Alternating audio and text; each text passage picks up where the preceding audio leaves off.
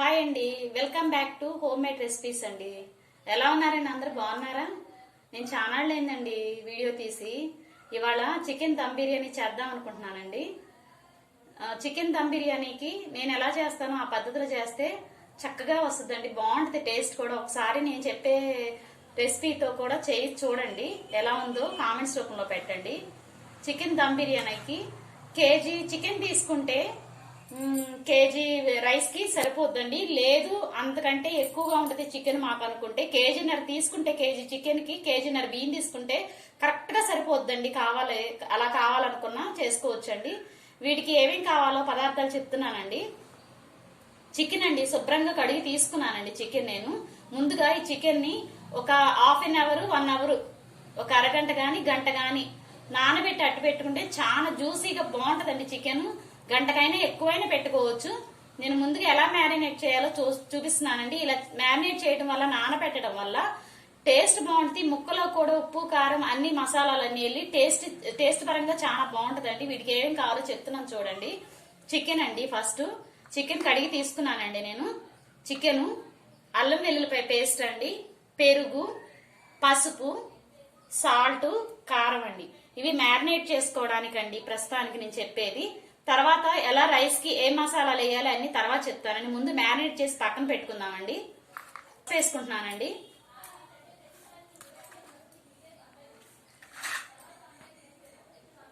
First ఎప్పుడు పసుపు salt వేసుకుంటే ముక్క అనేది స్మెల్ ఉండదు, బిరిసెక్కుద్దండి. ఎప్పుడైనా ముందుగా కారం అల్లం వెల్లుల్లిపాయ వేసుకోకూడదండి. ఇవి వేసుకుంటే బిరిసెక్కుద్దండి. ఎప్పుడైనా ఫిష్ కైనా సరే, మటన్ కైనా సరే, ఎన్వీకి ఏదైనా అంతేనండి. సాల్ట్ వేస్తున్నానండి తగినంత.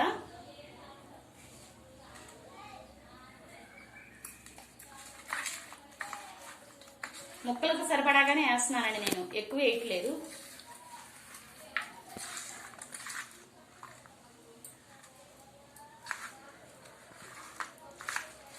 ఇది కదిపేసిన తర్వాత అల్లం వెల్లుల్లిపాయ పేస్ట్ వేస్తున్నానండి.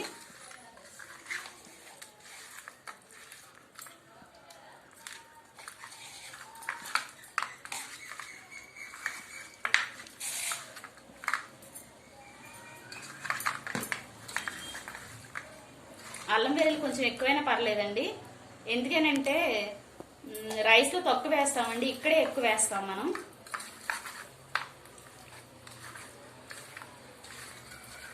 కారం వేస్తున్నానండి.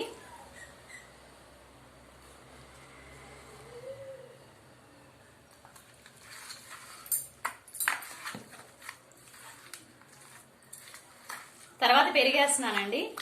బొయ్యికలు వేసినా కూడా బాగానే ఉంటాయండి ముక్కల్లో. బోన్లెస్సే ఉండాలని ఏం లేదు, బోన్స్ తో ఉంటేనే బాగుంటది. పెరిగేస్తున్నానండి. పెరుగు ఎంత ఎక్కువ వేస్తే అంత టేస్ట్ గా ఉంటదండి. టేస్ట్ అలా పెరుగులోనే ఉంటుంది.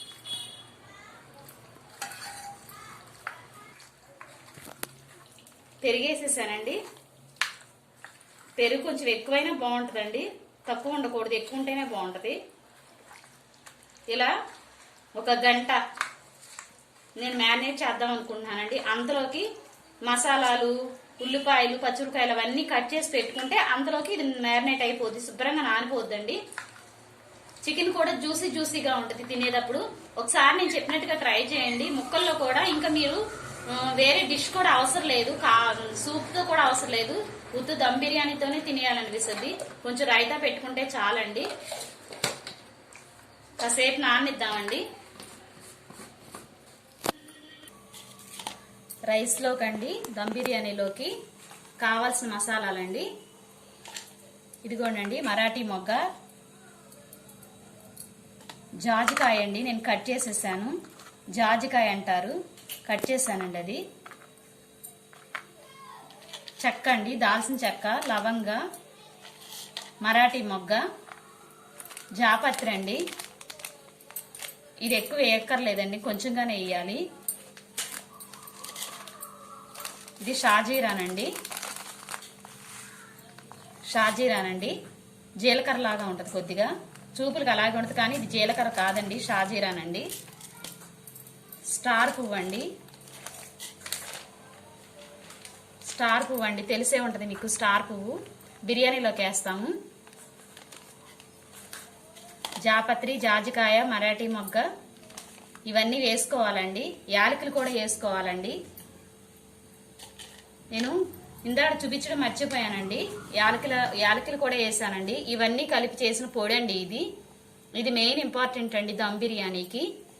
జాపత్రి, జాజికాయ, మరాఠీ మొగ్గ, లవంగాలు, యాలకులు, ఇలాచి ఈ మాత్రమే కావాలండి.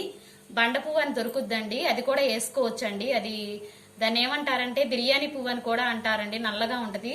అది కావాలంటే వేసుకోవచ్చు. నేను వేయనండి ఎక్కువ. అది స్టార్ పువ్వు కూడా వేసానండి.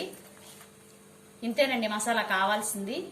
నేను పౌడర్ చేశాను, ముందు చెప్దాం అనుకుంటే చెప్పడానికి మర్చిపోయానండి, స్కిప్ అయిపోయింది అది. మళ్ళీ అందుకనే ఈ మసాలా చూపిస్తున్నానండి.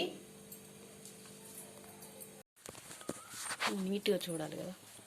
నీట్గా ఏది పడుతుందో లైట్ కిటికీలేమా, కిటికీ నీడ పడుతుంది. కొంచెం పర్వాలేదు, క్లారిటీలో ఉంది.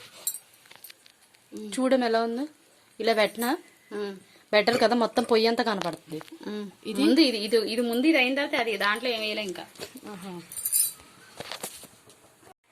ఇప్పుడండి రైస్ నండి శుభ్రంగా కడుక్కోవాలండి. కడుక్కుని నేను ఒక హాఫ్ అన్ అవర్ నాననిచ్చానండి. ఒక్కో బియ్యం బట్టి ఉంటుందండి. ఒక్కో బియ్యం చిన్న బియ్యం అయితే ఊరికి నానిపోతాయి. అలాంటి బియ్యాన్ని రైస్ నండి శుభ్రంగా కడుక్కోవాలండి.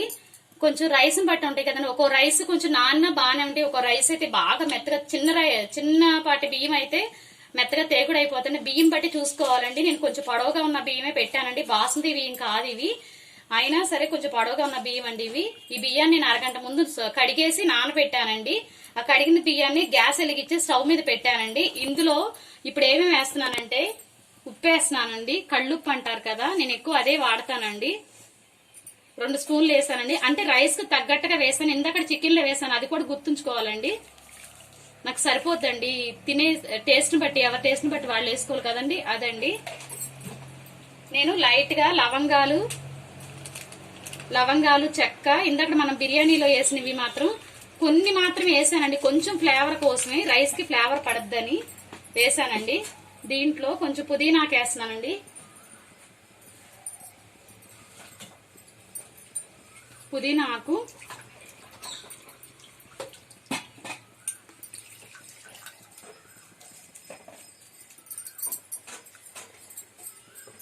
కొంచెం బిర్యానీ ఆకు కూడా వేస్తున్నానండి. అల్లం వెల్లుల్లి పేస్ట్ వేస్తున్నానండి. ఇదంతా రైస్ కి పట్టడానికేనండి, స్మెల్ ఫ్లేవర్ అనేది. కొద్దిగా అల్లం వెల్లుల్లిపై పేస్ట్ వేసానండి. బిర్యానీ ఆకు కూడా వేస్తున్నానండి. 2 ఆకులు వేసానండి. రైస్ అండి ఉడికేటప్పుడు అంటుకోకుండా ఉండటానికి కొద్దిగా ఆయిల్ వేస్తున్నానండి. కొద్దిగానేనండి. ఒకసారి వీటన్నిటిని కలుపుకుందామండి. నేను నీళ్లు ఎక్కువ పోసి ఆ నీళ్లు వేస్ట్ చేయకోకుండా సరిపడా కొద్దిగా నీళ్లు వేస్తున్నానండి ఎప్పుడును.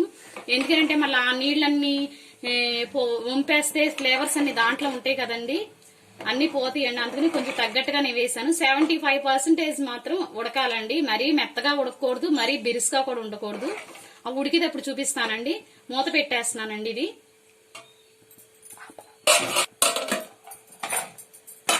ఇందాక మ్యారినేట్ చేశాను కదండి చికెన్ ని, అది 1 అవర్ దాకా అయిపోయిందండి నేను ఈ పనులన్నీ చేసుకునేటప్పటికి. ఇప్పుడు మళ్ళీ గ్యాస్ వెలిగించి ఆ చికెన్ ని ముందు మగ్గపెట్టుకోవాలండి. ఎందుకంటే ఆ చికెన్ అనేది తొందరగా కుక్ అవుద్ది దమ్ చేసినప్పుడు. ఆ నీసు స్మెల్ అంతా పోద్దండి. నేను ఆయిల్ పోసుకుంటున్నానండి. ఇప్పుడే పోసుకోవాలండి. ఆయిల్ ఎంత పోసుకోవాలో అంత.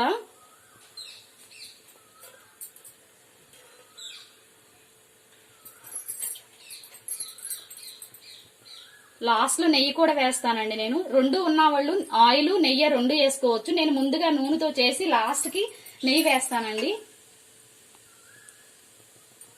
మనం వేసుకునే క్వాంటిటీని పట్టుకుని ఆయిల్ వేసుకోవాలండి.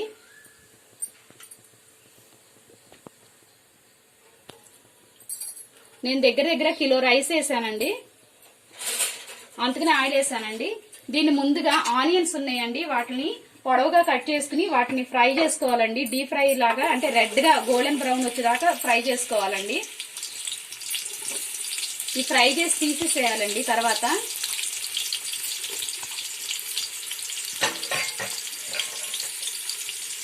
సాల్ట్ వేసుకున్నామండి. సాల్ట్ వేసుకోవడం వల్ల తొందరగా ఫ్రై అవుతాయండి, అడుగు అంటావు.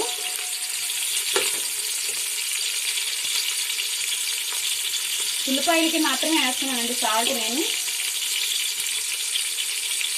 ఫ్రై చేసుకున్నామండి వీటిని.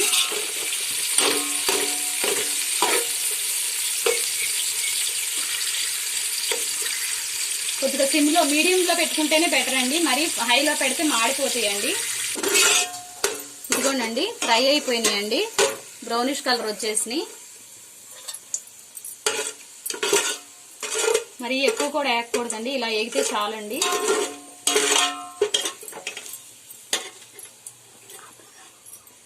ఇప్పుడు చికెన్ వేద్దామండి దీంట్లో.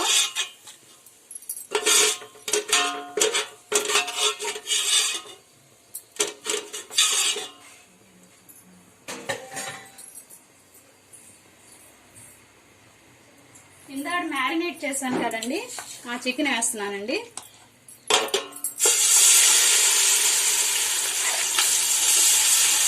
ఇందాక మ్యారినేట్ చేశాను కదండి, 1 అవర్ అయిపోయిందండి. పెరుగుతో నానబెట్టాను కదా అన్ని మసాలాలు వేసి, ఆ చికెన్ అండి ఇది. ఇది ఫ్రై చేద్దామండి. ఒకసారి ఇది ఎలా ఉందో చూద్దాం. Rice ఉడుకుతుందండి, rice. ఓ బాగా కదపకూడదండి, ఎందుకంటే రైస్ అనేది ముక్కలైపోద్ది, ఎలాంటి రైస్ అయినా.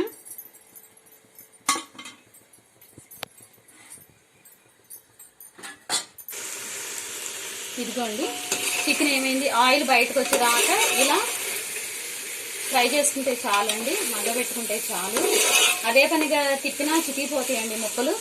చూడండి ఇప్పుడు ఆయిల్ అంతా పైకి వచ్చేసింది చూసారా, అంతవరకు వేసుకుంటే చాలండి. ఈ స్టేజ్ లో మనం ఇందాక ఫ్రై చేసుకున్నాం కదండి, ఇందాకడ మిక్సీ పట్టుకున్న మసాలా ఉంది కదండి, బిర్యానీ మసాలా, అదంతా వేసేస్తున్నానండి.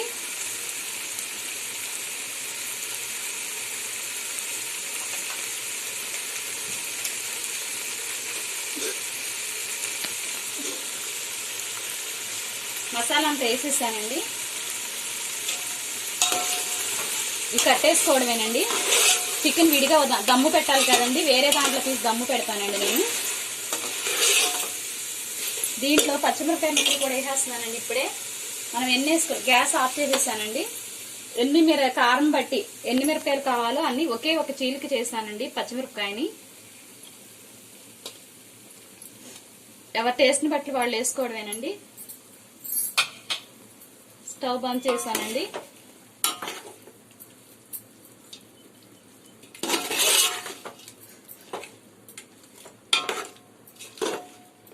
ఇట్లా కట్ చేసుకుంటే ముక్కలకి అన్నిటికి పడుతుందండి మసాలా అంతా. ఇప్పుడు రైస్ ఎలా ఉందో చూద్దామండి.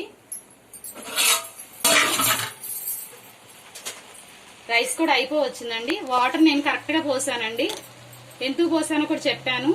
మళ్ళీ వేస్ట్ అయిపోతుంది కదా వాటర్ అంతా, మసాలా ఫ్లేవర్స్ అన్ని వాటర్ లోనే ఉంటాయండి. అయిపోవచ్చిందండి, ఇంకొద్దిగా ఉడకాలండి. ఉడికిన తర్వాత 1 by 1 ఎలా చేయాలో, దమ్ ఎలా పెట్టాలో చూపిస్తానండి. కొద్దిగా ఉడకాలండి, ఇంకా ఉడకాలండి. సిమ్ లో పెట్టి మగ్గ పెడదామండి, తొందరగా ఉడికిపోద్ది. రైస్ అయిపోయిందండి, చూద్దామండి. మగ్గిపోయిందండి రైస్. నేను 75% అన్న, అంతకంటే ఎక్కువ వద్దండి. ఇదిగోండి ఇంకోటి చూపిస్తానండి. ఇదిగోండి బాగానే ఉడికిపోయిందండి, కొద్దిగానే ఉంది పదును, అది దమ్ములో సెట్ అయిపోద్దండి. కట్టేస్తున్నానండి గ్యాస్ ని. ఇప్పుడు దమ్ ఎలా చేయాలో చూద్దామండి. పక్కన గిన్నెలో కర్రీ అంతా తీసేసానండి, ఎందుకంటే నేను రైస్ ఒక పొరగా పెడతాను, తర్వాత కర్రీ పెడతాను. అలా పెట్టుకుంటే వస్తే ఫ్లేవర్ అనేది రైస్ కి అంతా పడుతుంది, దమ్ము సూపర్ గా ఉంటదండి. ఇప్పుడు స్టార్ట్ చేస్తున్నానండి. దీంట్లోనే పెడుతున్నాను కర్రీ తీసేసి, మళ్ళీ ఆయిల్ అంతా వేస్ట్ పాడవకోకుండా ఉంటది, దాంట్లోనే దమ్ము పెడదామని కర్రీ మాత్రమే తీసానండి. ఇదిగోండి ఎప్పుడైనా సరే మనం దమ్ చేసేటప్పుడు అన్ని సెట్ చేసుకోవాలండి. పక్కన ఫ్రై చేసిన ఆనియన్స్ ఉన్నాయి కదండి, అవి, కర్రీ అండి, పుదీనా అండి, రైస్ అన్ని పక్కన పెట్టుకుని చక్కగా స్టెప్ బై స్టెప్ పరుచుకుంటా వెళ్ళాలండి. చూడండి, ఫస్ట్ నేను రైస్ అండి ఉడికిన తర్వాత పైన కింద కదపకూడదండి, ఎందుకంటే పై రైస్ కొంచెం బిరుసుగా. ఫస్ట్ గానండి మనం దమ్ పెట్టిన ముందు అన్ని సెట్ చేసుకోవాలండి. రైసు, పుదీనా, ఫ్రై చేసిన ఆనియన్స్, ఇది కూడా ఫ్రై చేసాం కదండి, చికెన్ ని కొంచెం మగ్గబెట్టాం కదండి, అది అన్ని పెట్టుకోవాలండి.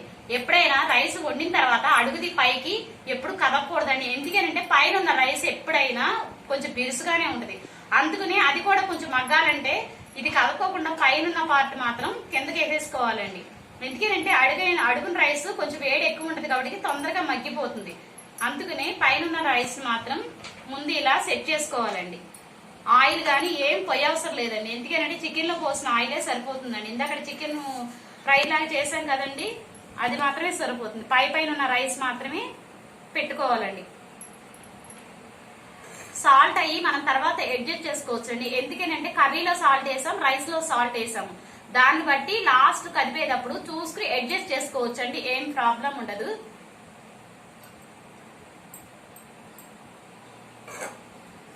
కొంచెం జాగ్రత్తగా రైస్ చక్క పొడిపొడిలాడుతుంది చూడండి. ఆయిల్ వేసాను కదండి నేను, రైస్ ఇలా పొడిపొడిలాడుతుంది, చక్కగా ఉడకాలి, పొడిపొడిలాగాలండి. ఎప్పుడైనా గడ్డ కట్టిన రైస్ ని దాన్ని ముందు గిన్నెలోనే ఇలా పొడి అయ్యేటట్టుగా చేసిన తర్వాత మాత్రమే పెట్టాలండి. ఇప్పుడు కర్రీ పెడుతున్నానండి.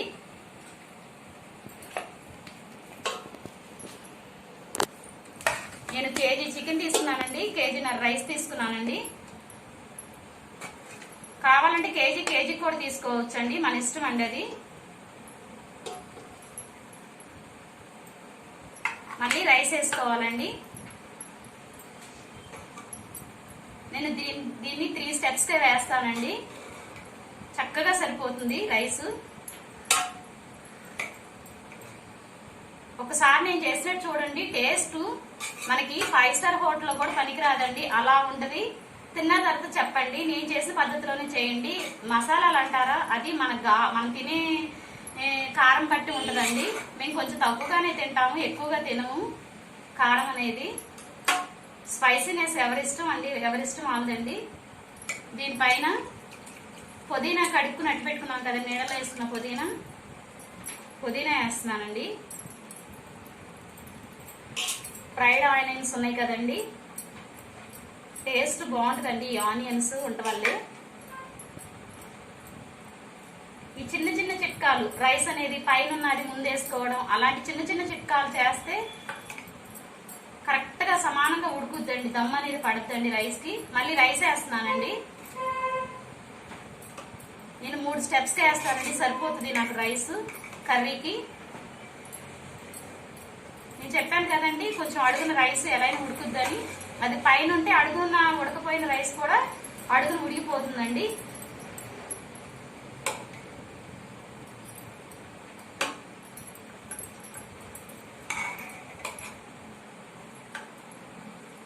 నాకు నీళ్ళు ఎక్కువ పోసి వంపి అవన్నీ పోవడం ఇష్టం ఉండదండి, అందుకని కొంచెం కరెక్ట్ గా పెట్టుకుంటాను. కొద్దిగా ఎక్కువ ఉన్నా ఏమవుదండి, మగ్గిపోద్ది రైస్. కొంచెం నీళ్ళు తక్కువైనా పర్లేదు. ఇప్పుడు కర్రీ వేస్తానండి.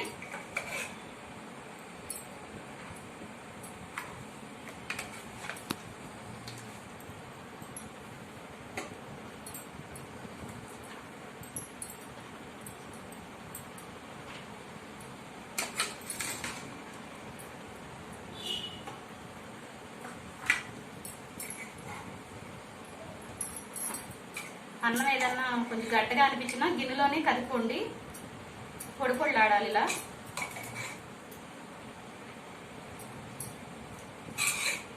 నేను బయట నుంచి తెప్పించినండి, ఎప్పుడు ఇంట్లోనే చేస్తాను. బయట నుంచి తెప్పించిన దానికి ఇంట్లో దానికి చాలా తేడా కూడా ఉంటది, టేస్ట్ వైజ్ గాను బాగుంటది. మనం అనుకుంటాం బయట అబ్బో చాలా బాగా చేసేస్తారు అది ఇది అనుకుంటాము. ఒకసారి బయట నుంచి తెప్పించుకున్నది ఇంట్లో చేసింది కలిపి చూడండి, టేస్ట్ వైజ్ గాను ఎంత బాగుంటుందో. వాళ్ళు ఎలా చేస్తారో మనం చూడము. మళ్ళీ పుదీనా ఫ్రైడ్ ఆనియన్స్ వేస్తున్నానండి. ఇంకా లాస్ట్ కొద్దిగానే ఉందండి కర్రీ, అది వేసేసి రైస్ పెట్టేస్తానండి. ఇంకా అంతేనండి. రైస్ ని ఇలా మొత్తం సదిరేసుకోవాలండి. లాస్ట్ గా మిగిలిపోయిన ఆనియన్స్ ఉన్నాయి కదండి, ఈ ఆనియన్స్ ని వేసేసుకోవాలండి. పుదీనా ఆకు ఉందండి,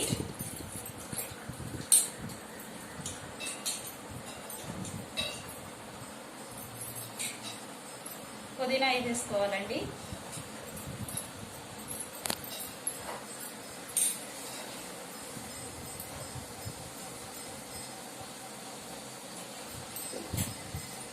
ఇంతేనండి.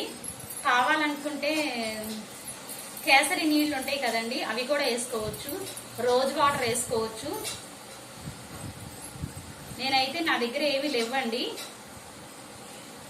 ఈ పసుపులో కొంచెం వాటర్ పోసి కలర్ కోసమని వేస్తున్నానండి, అంతే తప్ప ఇంకేం మనకి ఇష్టమైతే వేసుకోవచ్చు, లేకపోతే లేదండి. కొంచెం కలర్ వైజ్ గా బాగుంటుందని వేస్తున్నానండి. కావాలంటే వేసుకోవచ్చు, లేకపోతే లేదండి.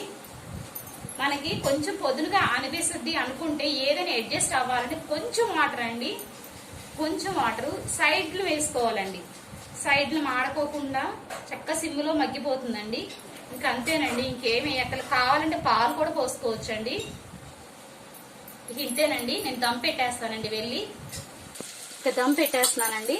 స్టవ్ వెలిగించానండి. ఫ్లేమ్ చూసుకోండి, నేను సిమ్లోనే పెడుతున్నాను. ఫ్లేమ్ అడ్జస్ట్మెంట్ ఇలాగే ఉండాలండి, అలాగే ఉండాలండి. 20 to 30 minutes మాత్రం కన్ఫామ్ గా ఉంచుకోవాలండి. ఆ సిమ్లోనే అదే పద్ధతిలో ఉండాలండి. మూత శుభ్రంగా క్లోజ్ అయిపోవాలండి. దీని మీద బొరుగు వాటర్ పెడుతున్నానండి నేను.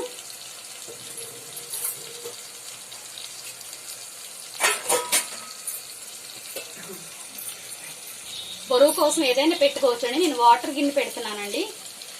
ఫ్లేమ్ మాత్రం అడ్జస్ట్ ఇంకా ఏం చేయక్కర్లేదండి, అలా ఉంచేసి 20 to 30 minutes 20 నిమిషాల నుంచి 30 నిమిషాల వరకు అలాగే వదిలేసేయండి. చక్కగా కుక్ అయిపోద్దండి.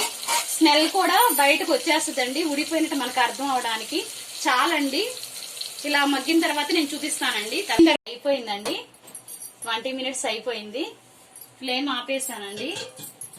ఎప్పుడైనా సరే దమ్ బిర్యానీ చేసినప్పుడు 5 minutes ఆగిన తర్వాతే ఓపెన్ చేయాలండి మూత. అదొకటి గుర్తుంచుకోవాలండి. ఆవిరి అనేది బయట పోకోకుండా దాని ఫ్లేవర్స్ అన్ని ఆ రైస్ కి పడతాయండి. 5 minutes తర్వాత ఓపెన్ చేస్తానండి. 5 minutes అయిపోయిందండి. ఇప్పుడు మూత ఓపెన్ చేస్తున్నానండి.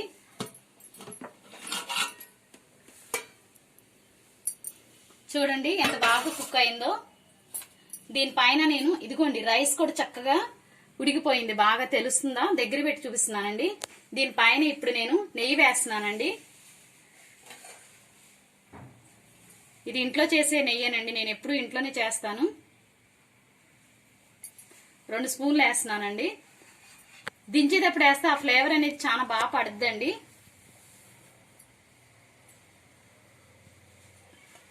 కొత్తిమీర కూడా చల్లుతున్నానండి.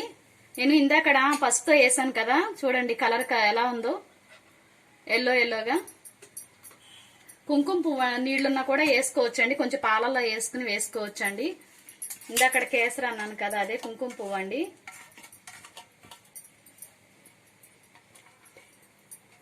ఇంకా అయిపోయిందండి. ఒకసారి చూపిస్తున్నానండి, తీసి మెల్లగా తీయండి. చక్కగా కుక్ అయిందండి. అదిగోండి చక్కగా పొడి పొడిగా కుక్ అయిందండి. డిష్ అవుట్ చేసి చూపిస్తానండి. డిష్ అవుట్ చేసి తీసి చూపిస్తానండి. ఇదిగోండి డిష్ అవుట్ చేశాను ప్లేట్ లో.